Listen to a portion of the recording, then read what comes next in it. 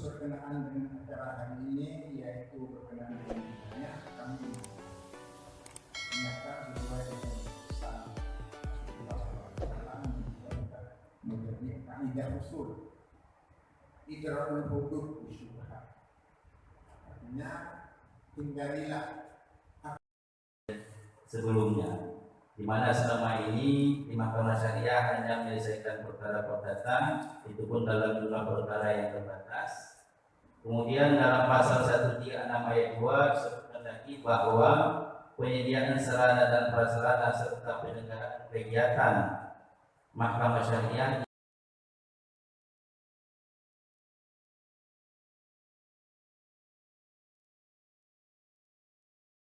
melanjutkan dengan forum bersama.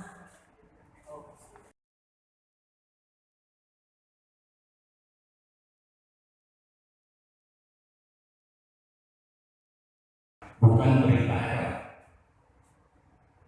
Kemudian panitia penghenti masuk dan ketua majelis masuk, dipersilakan untuk berdiri jaksa penuntut umum dan terdakwa. Itu tata cara, bukan perintah acara.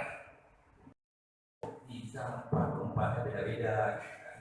Padahal seingat saya, Pak Bima sudah laporkan saya yang tahun lalu bahwa sudah saya bagikan semua, Pak. Tapi ternyata kok begini, siapa aja yang ada dulu? Dok Subun sebulan, Dok Sumame sebulan, Pak Tuan sebulan, ya tahu semua yang ada. Tapi kok buatkan suara pengacara dengan putusan katakan yang hakim.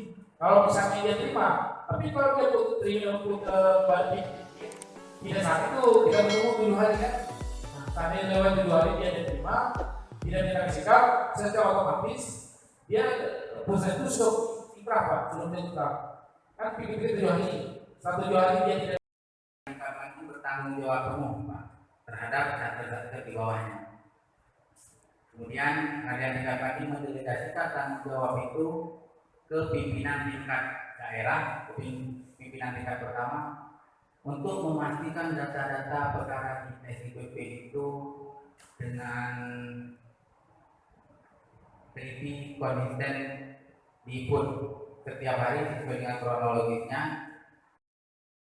Berapa tahun ini masih perlu berdiskusi lagi dengan Nasir.